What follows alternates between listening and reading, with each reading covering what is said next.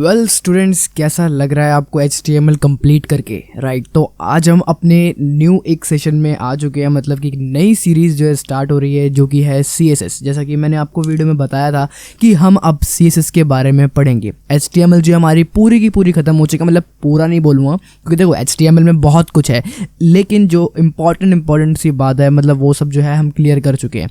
लेकिन इस वीडियो में जो है आज से जो है हम स्टार्ट कर रहे हैं अपने CSS पार्ट को। तो CSS पार्ट जो है कैसे होगा, कैसे करना है, क्या करना है, ये सब जो है बेसिक जो है आज इस वीडियो में मैं क्लियर करूंगा। एंड नेक्स्ट वीडियो से जो है हम कोडिंग को स्टार्ट करेंगे, CSS की प्रोग्रामिंग जो है स्टार्ट करेंगे। राइट, तो इस बेसिक को समझना बहुत ज़रूरी है एक बिगिनर के लिए जिसे नहीं पता कि CSS क्या होती है। ठीक है, जो कि मतलब मेरी सीरीज़ को फॉलो कर रहा है बेसिक से, तो उसे CSS के बारे में पहले बेसिक समझना पड़ेगा कि आखिरकार क्या होता है CSS। राइट, तो चलो यार मैं आज बिना किसी बकवास के स्टार्ट करता हूँ, बिकॉज ये थोड़ा पार्ट इंपॉर्टेंट है, क्योंकि पहले बेसिक आपको अच्छे समझ में आ जाना चाहिए। बस वही बोल रहा हूँ यार, थोड़ा सा चैनल को सब्सक्राइब भी कर लो एंड सपोर्ट करो यार। सपोर्ट करोगे तभी मुझे भी एक मोटिवेशन सी मिलेगी कि हाँ मेरे को भी पढ़ाने में मतलब मज़ा आएगा कि हाँ चलो यार पढ़ाते हैं, बच्चे इतना सपोर्ट कर रहे हैं। तो राइट, देखो अब जो है ना बिना किसी बकवास के डायरेक्ट मैं स्टार्ट करता हूँ। आज कोई बकवास नहीं रहेगी। अब देखो यहाँ पर अगर मैंने PPT डिज़ाइन करी है आपके लिए, जिसमें कि हम क्या क्या पढ़ेंगे आज। ठीक है, हम आज पढ़ने वाले हैं इंट्रोडक्शन टू CSS। राइट, पहले जो है introduction to CSS, role of CSS syntax के बारे में पढ़ेंगे, how to add CSS in markup it means HTML hypertext markup language, मतलब कि हम CSS को मार्कअप में कैसे ऐड करते हैं, बस इसका मतलब यही है, कुछ ना हाई फाई नहीं है। ठीक है, चलो आगे बढ़ते हैं। ठीक है, अब देखो अगर यहाँ पे बोला है इंट्रोडक्शन की बात कर रहे हैं, तो सबसे पहले व्हाट इज CSS? CSS क्या है? CSS is the language we use to style a web page, मतलब कि CSS यार एक लैंग्वेज है जिसे कि हम वेब पेज को स्टाइल करने के लिए यूज करते हैं। राइट, बिल्कुल। CSS stand for cascading style sheet, यही मैंने आपको बता रखा है कि CSS की फुल फॉर्म क्या होती है, cascading style sheet. Alright, CSS describes how HTML elements are to be displayed on the screen, paper or in other media। इसका मतलब ये है, देखो CSS जो होता है ना वो ये बताता है कि HTML को कि इस एलिमेंट को कैसे डिस्प्ले कराना है वेब पेज में, इसको कैसे डिस्प्ले कराना है, इसको कैसे डिस्प्ले कराना है। ठीक है, तो CSS का मतलब बेसिकली यही होता है कि वो बताता है HTML एलिमेंट को, मतलब कि HTML को बताता है कि भाई इसे कैसे डिस्प्ले कराऊंगा, इसमें कितना मतलब कलर ऐड करना है, ये करना है, वो करना है। मतलब एक CSS मान लो एक कमांड दे रहा है, ठीक है, HTML को कि भाई तुझे ऐसे दिखना है, तुझे ऐसे दिखना है। ठीक है, ऐसे समझो। एंड यहाँ पे देखो CSS save a lot of work, it can control the layout of multiple web page all at once. देखो इसका मतलब क्या है?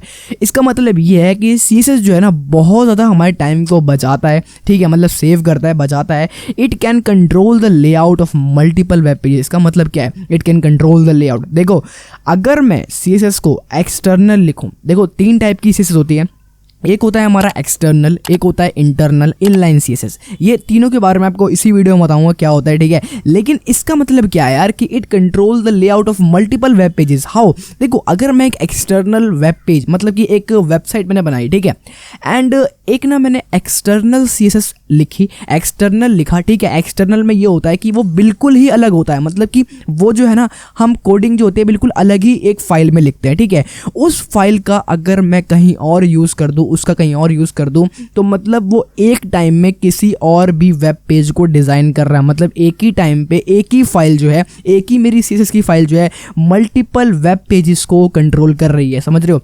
मतलब कि एक ही कोड होते हैं, बस मुझे लिंक करना होता है हर एक HTML फाइल के साथ उस CSS को, तो जो है मेरा पूरा का पूरा वर्क करेगा। अब देखो यहाँ पर क्या लिखा है, external style sheet are stored in CSS file. समझ रहे हो? अभी जो मैंने बताया कि एक्सटर्नल स्टाइल शीट जो होती है वो स्टोर करती है CSS फाइल को, मतलब यही जो मैंने अभी आपको बताया। ठीक है, उतना कुछ भी नहीं है। अब यहाँ पर देखो रोल ऑफ CSS की बात करूँ, अब मेन हम बात करेंगे रोल ऑफ CSS की कि क्या है ये। अब देखो cascading style sheet which is known as CSS is a style sheet language that use to handle the presentation of the web containing HTML। It makes our website beautiful modern looking. बिल्कुल normal सी बात है यार, बिल्कुल normal सी भाषा में यहाँ लिखा हुआ है। CSS जो है मतलब इसकी फुल फॉर्म क्या होती है, कास्केडिंग स्टाइल शीट है, हम जानते हैं इस बारे में, और ये हैंडल करती है वेब पेज को प्रेजेंट करने के लिए, मतलब कि प्रेजेंटेशन में। राइट, तो यही है यार, और कुछ भी नहीं है। रोल ऑफ CSS में जो है ना उतना कुछ मैंने नहीं लिखा है, क्योंकि बहुत ही बेसिक सी चीज़ है। अब यहाँ भी थोड़े ना हम फिजिक्स पढ़ने लगेंगे। ठीक है, फिजिक्स केमिस्ट्री थोड़ा पढ़ना है। अब देखो बस यहाँ पर जो है मेन हम सिंटैक्स के बारे में बात करते हैं। सबसे इम्पॉर्टेंट स्लाइड जो है यही है, और कुछ भी स्लाइड इम्पॉर्टेंट इंपॉर्टेंट नहीं थी। आज की इंपॉर्टेंट स्लाइड भाई यही है, ध्यान से देख लो। देखो CSS सिंटैक्स जो होता है, मतलब कि CSS को अब हम कैसे लिखेंगे, कैसे इसका कोड लिखेंगे, इस चीज़ को समझना बहुत इंपॉर्टेंट है। अब यहाँ पर देखो ये सिलेक्टर, मैंने यहाँ पर एरो दे रखा है सिलेक्टर, यहाँ दे रखा है प्रॉपर्टी एंड यहाँ दे रखी है वैल्यू, ठीक है। अब एक एक करके पढ़ते हैं एक बार। देखो ये जो P है, ये P जो है एक पैराग्राफ टैग है, P से ही हम पैराग्राफ टैग लिखते हैं, राइट। आपको याद होगा, अगर आपने मेरी पिछली सीरीज देखी है तो पैराग्राफ टैग के बारे में पता होगा। तो ये P जो है ये एक पैराग्राफ टैग है। हम CSS में जो है पहले सिलेक्टर लिखते हैं कि भाई ये चीज़ सिलेक्टर है, मतलब हम इस चीज़ को सिलेक्ट कर रहे हैं। नॉर्मल भाषा में समझो कि इस चीज़ को हम सिलेक्ट कर रहे हैं, मतलब कि हम पैराग्राफ को सिलेक्ट कर रहे हैं। अब बोल रहा है क्या प्रॉपर्टी देनी है, हमने प्रॉपर्टी में कलर दिया, ठीक है, हमने प्रॉपर्टी में कलर दे दिया एंड वैल्यू क्या देनी है, प्रॉपर्टी दे दिया कलर। अब कलर क्या देना है भाई, रेड देना है, ग्रीन देना है, क्या देना है, तो मैंने वैल्यू दे दी, क्या, ग्रीन, वैल्यू ग्रीन दे दी, ठीक है। बस इसमें यही होता है, मतलब कि हम यार CSS को ना सिलेक्टर, मतलब पहले जो है हम सिलेक्टर को लिखते हैं, उसके बाद जो है करली ब्रेसेस जो लगा रखा है यहाँ पे ये लगाते हैं एंड फिर प्रॉपर्टी देते हैं कि बैकग्राउंड कलर देना है, कलर देना है, क्या देना है, क्या चीज़ आपको देनी है वो लिखो, कोलन लगाओ एंड वैल्यू लिख दो कि वैल्यू क्या है, ग्रीन है, रेड है, क्या है। अभी मैं करके भी दिखाऊंगा, टेंशन मत लो, करके दिखाऊंगा, ठीक है। अब यहाँ पर तो ग्रीन लिख दिया, बस यहाँ पर यही चीज़ है। अब देखो एक चीज़ और है CSS सिंटैक्स में, जो कि है एक मल्टीपल सिलेक्टर। ये जो है ना, ये अगर आप देखोगे ये H1 है एंड P डॉट क्लास लिखा हुआ है, ये एक मल्टीपल सिलेक्टर है।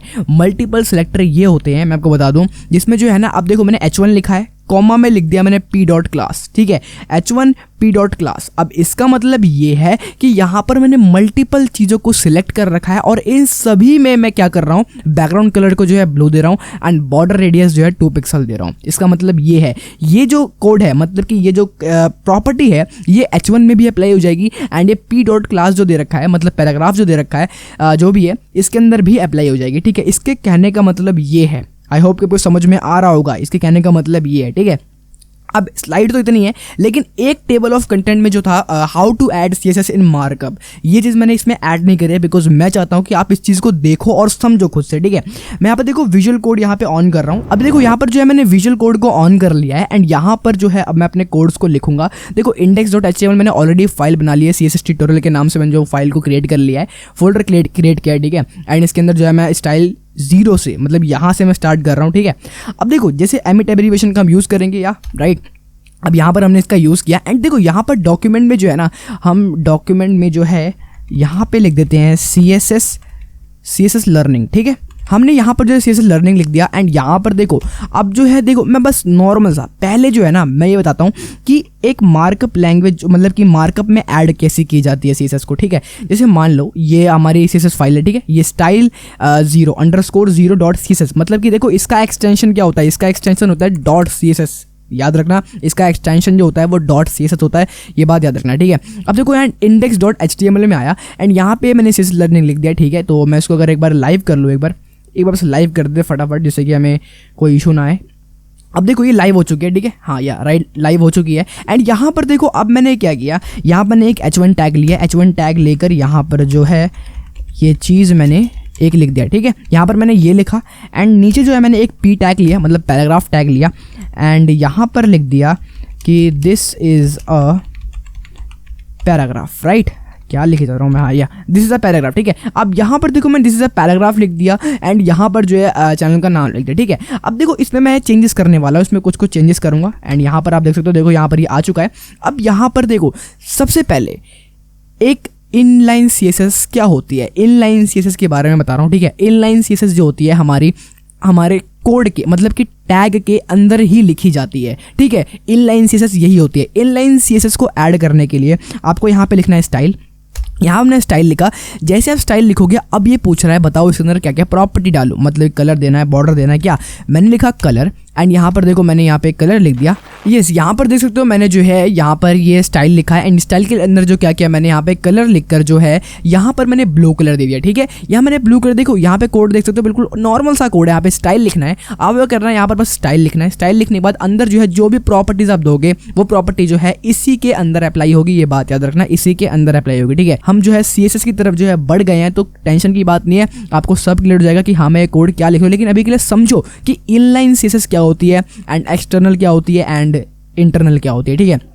तो देखो ये होते हैं हमारे इनलाइन सीएसएस। अब मैं यहाँ पे सेव करता हूँ एंड यहाँ पे आने के बाद देखो, आप यहाँ पे देख सकते हो यहाँ पर जो है ये ब्लू हो चुका है, राइट। यहाँ पर ब्लू हो चुका है, बिल्कुल हो चुका है। एंड यहाँ पर देखो, अगर मैं एक बैकग्राउंड कलर देना चाहूँ, ठीक है, इसका बैकग्राउंड कलर देना चाहूँ एंड बैकग्राउंड कलर में मैं यहाँ पे क्या दूँ, अगर मान लो मुझे ये कलर देना है, ठीक है, कोई भी कलर है, मैंने दे दिया। एंड यहाँ पर देखो अब आऊँगा, देखो ये बैकग्राउंड कलर जो है यहाँ पे ऐड हो चुका है, आप देख सकते हो, यहाँ पे आपको हल्का हल्का दिख भी रहा होगा। एंड H1 क्या है, एक ब्लॉक एलिमेंट है, इसलिए देखो ये पूरे के पूरे इसमें आ गया, राइट। तो आई होप कि आपको ये समझ में आया होगा कि इनलाइन सीएसएस जो होती है वो क्या होती है, राइट। तो इनलाइन सीएसएस के बारे में आपको तो बिल्कुल अच्छे समझ में आ ही गया।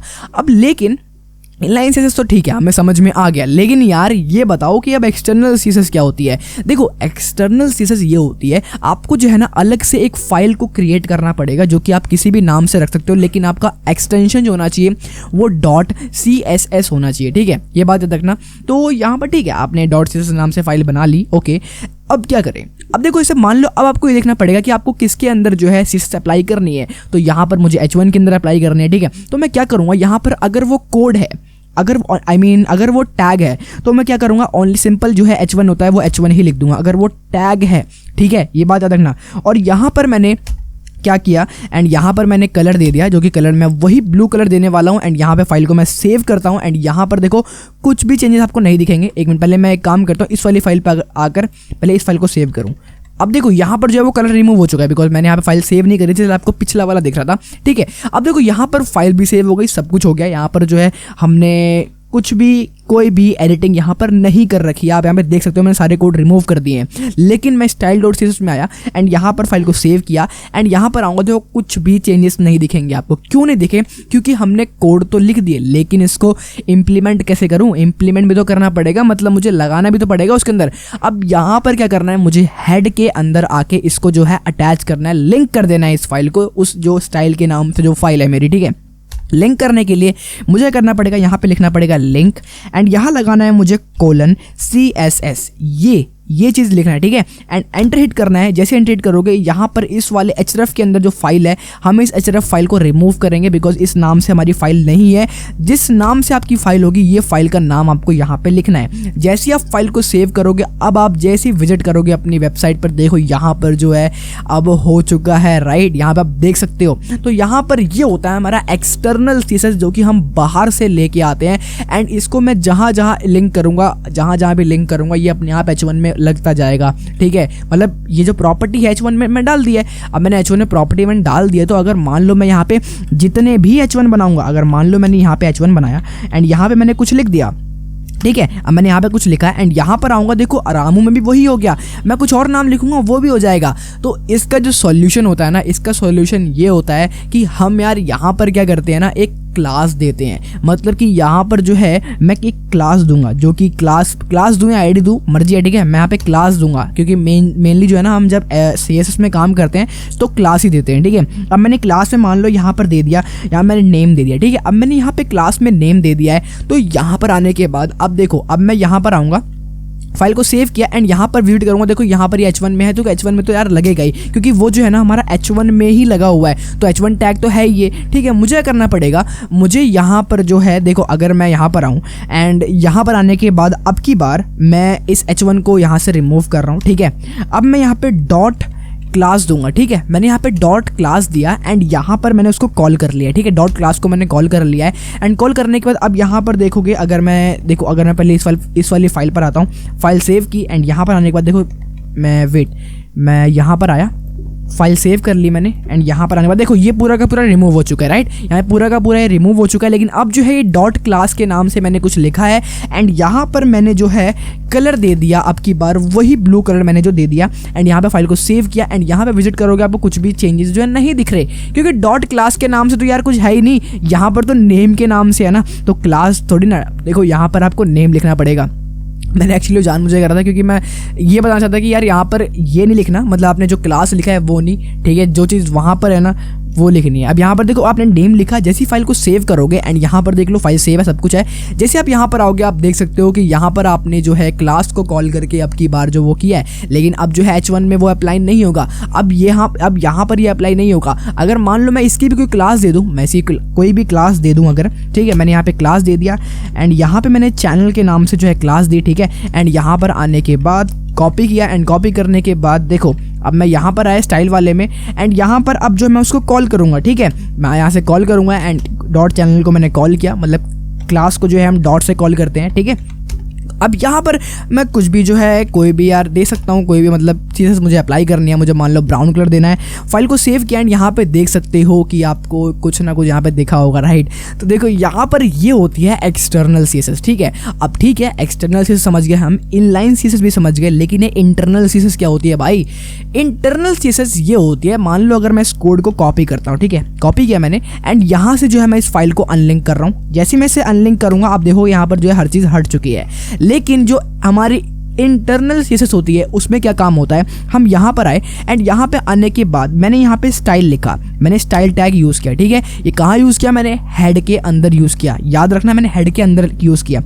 जो कोड मैंने वहाँ लिख रखे थे वही सेम कोड मैंने यहाँ पे कॉपी कर दिए, ठीक है, एंड यहाँ फॉर्मेट कर दिया मैंने, जैसे कि थोड़ा सही लगे देखने में। अब देखो यहाँ पर जो कोड मैंने वहाँ लिखे थे बस स्टाइल में वही मैंने चिपका दिए एंड यहाँ पर अब आऊँगा तो देखोगे यहाँ पर जो है वो हो गया, जो वो किया था ना हमने, वही हो गया यहाँ पे, ठीक है। जो हमने वहाँ पे किया वो सब वहीं पर यहीं पर हो गया, आप देख सकते हो, राइट। तो यार यही होता है एक इंटरनल CSS, ठीक है। तो ऐसा आप देख सकते हो यार यहाँ पर जो कि मतलब मैंने जो कोड लिखे थे वो कोड यहाँ पर भी हो गए। तो ये देखो अब इंटरनल CSS ये होता है, ठीक है। एक्सटर्नल जो है मैंने आपको बताया एंड जो हमारी इनलाइन होती है वो टैग के अंदर ही होती है, राइट। यार आई होप कि आपको समझ में आया होगा, बहुत ही अच्छे समझ में आया, क्योंकि मैंने बहुत ही कोशिश करी कि आपको समझ में आए अच्छे से, ठीक है। तो अब जो नेक्स्ट सेशन होंगे डायरेक्ट जो हम स्टार्ट करेंगे कोडिंग से, बिकॉज जो है हमें CSS भी फटाफट सीखनी है एंड उसके बाद जावास्क्रिप्ट भी सीखनी है, बहुत कुछ सीखना है, ठीक है, वेब डेवलपमेंट है। तो आप जो है चैनल पर बने रहो, चैनल को सब्सक्राइब कर लो, बिकॉज ये चैनल आपके लिए बहुत इंपॉर्टेंट है, ठीक है। एंड मैं भी आपके लिए बहुत इंपॉर्टेंट हूँ, क्योंकि यार चैनल को सब्सक्राइब नहीं करोगे तो फिर यार मैं थोड़ा डिमोटिवेट हो जाऊँगा। चैनल को सब्सक्राइब कर लो, न्यू विजिटर हो तो, ठीक है। एंड चलो मैं मिलूंगा आपको नेक्स्ट वीडियो में, तब तक के लिए बाय बाय, टेक केयर।